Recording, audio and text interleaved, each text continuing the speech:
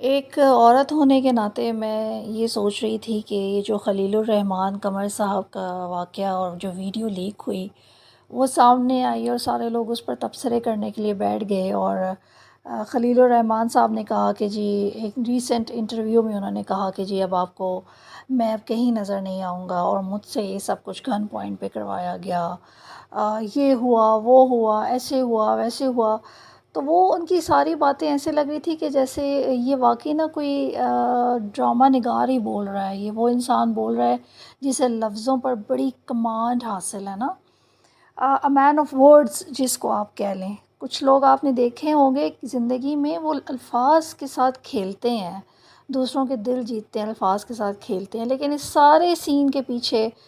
ابھی تک کسی نے، جس نے بھی انٹرویو لیا، اس نے یہ نہیں پوچھا کہ جی آپ کی بیوی پر کیا گزری، آپ کی بیٹی پر کیا گزری۔ سر کبھی آپ نے سوچا یہ سب حرکت کرتے ہوئے یا اس سے پہلے کہ رات کے 4 بجے یا 12 بجے اگر میں کہیں جا رہا ہوں تو کل کو اگر میری ویڈیو لیک ہو جاتی ہے اور میری بیٹی کے جو رشتے لینے کے لیے آتے ہیں تو کیا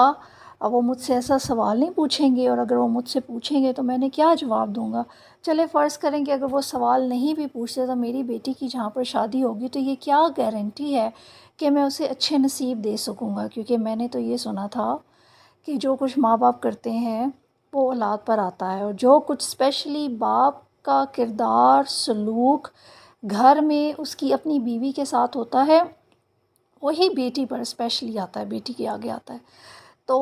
وہ عورت جو ان کی وائف ہیں ان کا تو شاید بہت بڑا دل ہے، یہ شاید وہ یوز ٹو ہو گئی ہوں گی اس انسان کی، کیونکہ بیوی سے زیادہ بہتر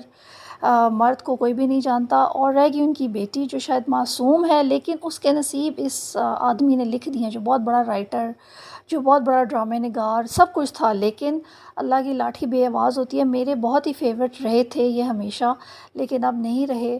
میں نے ان کو سنا، ان کو پڑھا، ان کی باتیں، لیکن مجھے لگتا ہے کہ یہ کریکٹر وائز بہت ہی لوز قسم کے انسان رہے، لوز کریکٹر کے انسان ہے یہ، اور یہ اب جتنی مرضی صفائیاں دے دیں، اسپیشلی یہ بھی کہیں کہ جی گن پوائنٹ پر سارا کچھ ہوا، ابھی کوئی چھری لے کے تو نہیں آپ کے پاس کھڑا ہوا تھا، اور وہ ویڈیو بھی سامنے آئی ہے۔ پھر انہوں نے کہا کہ جی جب وہ ویڈیو پہلی ویڈیو آئی جس میں وہ کیمراز سیٹ کر رہے تھے تو دیٹ مینس کہ جی مجھے ایکسپوز کرنے کی کوشش کی گئی۔ آپ اس قسم کے تھے تو آپ کے لیے ایک عورت کو ہائر کیا گیا نا، اگر آپ اس قسم کے نہ ہوتے تو عورت کو ہائر ہی نہ کیا جاتا، کسی مرد کو ہائر کیا جاتا، اور کیا یہی غلاظت کرنے کے لیے آپ کو گن پوائنٹ پہ رکھا گیا؟ I mean that is amazing and that is nonsense. مجھے تو اس وقت آپ کی بیٹی کا صرف خیال آ رہا تھا، میں یہ سارے پودے وودے لگا رہی تھی اور میں سوچ رہی تھی کہ جس پیار سے آپ نے اپنے گھر کو سجایا ہوگا، جو باتیں آپ کرتی ہیں، جو معاشرے میں آپ کی عزت رہی تھی وہ اب ختم ہو گئی۔ وہ پتہ ہے کیوں ختم ہو گئی؟ کیونکہ جس طرح سے آپ نے ماہرہ خان کو، میں نے ایک چھوٹا سا کلپ میرے سامنے آیا تھا کہ ماہرہ خان کو آپ بہت زیادہ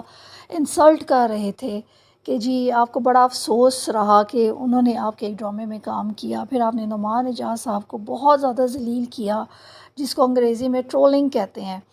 کہ لیکن آپ کون ہوتے ہیں کسی کو کچھ بھی کہنے والے؟ ہمیں نہیں پتہ کہ انسان کا اپنے رب کے ساتھ کیا تعلق ہے، ہم نہیں جانتے۔ بظاہر تو سامنے نظر آنے والا ایک انسان بہت اچھا بول رہا ہے، جیسے آپ بول رہے ہیں، آپ کے ڈرامز بھی ہٹ ہوئے، آپ کے گانے بھی ہٹ ہوئے،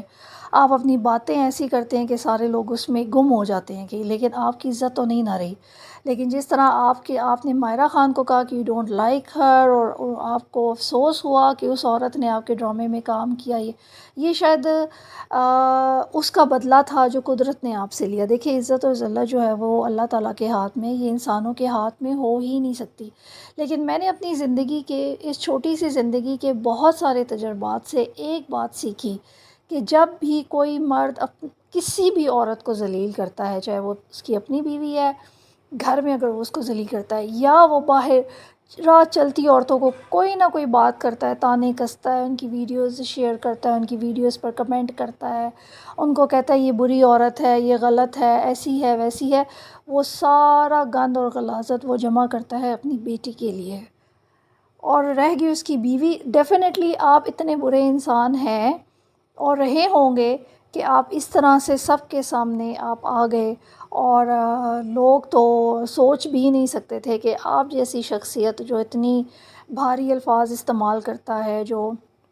اتنے زبردست ڈرامے لکھتے ہیں جن کی بات سننے کے لیے لوگ بھاگتے ہیں، لیکن دیکھیں نا اللہ نے آپ سے عزت چھین لی، کیونکہ آپ سر عام لوگوں کو ذلیل کرتے تھے، آپ کہتے تھے مجھے یہ نہیں پسند، مجھے وہ نہیں پسند۔ تو بہرحال اللہ تعالیٰ آپ کی بیٹی کے نصیب اچھے کریں، ہم سب بیٹیوں والے ہیں، لیکن ماں باپ سب کچھ دے سکتے ہیں، اپنی بیٹی کو نصیب نہیں دے سکتے۔ اور رہ گئی آپ کی بیوی کی بات، تو اللہ تعالیٰ انہیں بھی صبر دے، لیکن وہ ڈیفینیٹلی آپ کو بڑے اچھے طریقے سے جانتی ہوں گی کہ میرا میاں جو ہے وہ تھوڑا سا کمزور طبیعت کا ہے، یا تھوڑی سی اس کی نیچر ایسی ہے کہ وہ اس قسم کے یہ حرکتیں کرتا رہتا ہے، لیکن آپ کی شاید بیٹی کو نہیں پتہ تھا، لیکن اب آپ ایکسپوز ہو گئے ہیں ہر طرف۔ بہرحال اللہ تعالیٰ رحم کرے ہمارے معاشرے پر، اور ان لوگوں کو جنہیں بہت زیادہ شوق ہوتا ہے نا بڑے رومانٹک ڈرامہ دیکھنے کا، پھر اس کے رائٹرز سے ملنے کا، ہمیشہ یہ یاد رکھیے گا کہ ضروری نہیں ہے کہ جو بہت اچھے الفاظ بول رہا ہو، جو بہت اچھے لباس میں ہو، جس کے پاس بہت مہنگی گاڑی ہو، جس کے پاس بہت بڑا گھر ہو، اور اس پر اللہ تعالیٰ نے اس کو کوئی ایک ایسی صفت بھی دی ہو جس سے اس کی واہ واہ ہوتی ہو، تو it's not necessary it's not necessary کہ وہ کردار کا بھی اچھا انسان ہو۔ کردار کو ناپنے کے لیے، اس کے پیمانے کے لیے آپ کو ضروری ہے کہ آپ اس کے ساتھ یا تو ٹریول کریں، یا کوئی وقت گزاریں، یا اس کے ساتھ پیسے کا لین دین کریں، جیسے ہمارے رسول صلی اللہ علیہ وسلم نے 3 چیزیں بتائی ہوئی ہیں۔ تو وہ باتیں تو میرے خیال سے پاکستانی معاشرہ جو ہے وہ باتیں کرنے والا ہی بن گیا ہے۔ جو بھی آپ ریل اٹھا کے دیکھیں، فیس بک کی، انسٹاگرام کی، کوئی بھی ریل، اس میں لوگ صرف باتیں کر رہے ہیں، لیکن پریکٹیکلی دے آر زیرو۔ نہ ہم لوگوں کے اندر اخلاق ہے، نہ ہم لوگوں کے اندر حیا ہے، نہ ہم لوگوں کے اندر شرافت ہے، کچھ بھی نہیں ہے، لیکن ہم باتیں یہ تینوں ہی کرتے ہیں کہ جی حیا ہونی چاہیے، شرافت ہونی چاہیے، سب کچھ ہونا چاہیے۔ انشاءاللہ نیکسٹ ولاگ میں ملوں گی۔